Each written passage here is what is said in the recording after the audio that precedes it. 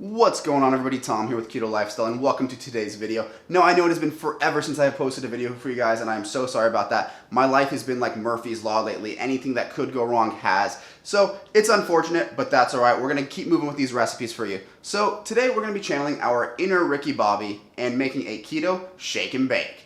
Now, if you guys aren't from America or aren't familiar with what it is, it's basically just a spice and breading blend that you can throw a piece of pork or chicken in there, shake it up and bake it, and you get a really nice meal really quickly.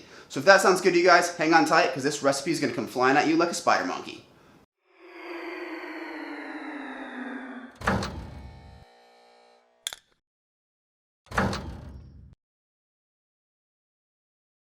Now to start things off, we're going to need one 2.5 ounce bag of good quality pork rinds. There was a bit of a mix-up with our Whole Foods driver, and they ended up getting us the baked ones instead of the fried ones. I really recommend using the fried ones because it'll just help to up your fats a little bit more.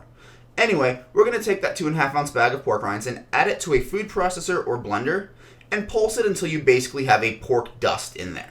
If you don't want to do this, you can go ahead and order the pork breadcrumbs from a company called Porking Good. I'll put a link to them in the recipe. Those will work fine as well, and you're just going to need about 1 cup of them. As you can see, we have ground these to a really fine powder, and that is exactly what you're looking for. Now to this, we're going to add 1 tablespoon of either coconut flour or powdered Parmesan cheese. This is just so that it sticks to the meat a little bit better. Additionally, you're going to add 1 tablespoon of olive oil right into your food processor. Next up, we have our spice blend, but feel free to take some creative freedom here.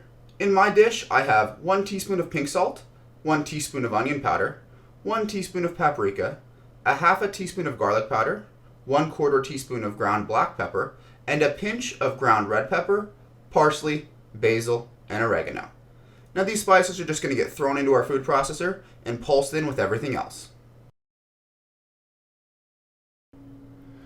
While this is blending, I want to take the time to tell you guys that you can use about half of this if you want, and then store the rest in a mason jar in a cool, dry place for, probably a couple months.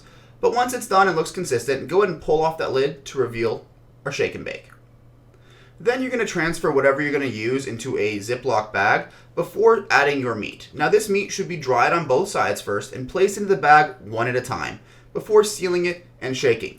Again, if you wanted to save some for later use, make sure you have not put your pork in there. You need to set it aside before you add anything to the bag. But anyway, give this thing a good shaking until it is evenly coated. Go ahead and remove it from the bag and then place it on a wire baking rack above a baking sheet. This is going to allow air to cook on both sides of it and give you a real even cook without making any side soggy. Now this recipe will completely cover 6 8-ounce pork chops. You'll notice that I'm only making 3, and that's just because there's only 2 people in my household. But here is what you should look like at this point. When you're ready to bake them, go ahead and preheat your oven to 425 degrees Fahrenheit. It will take a minute to come up to temperature, so you could do this at an earlier step if you're going to bake them right away.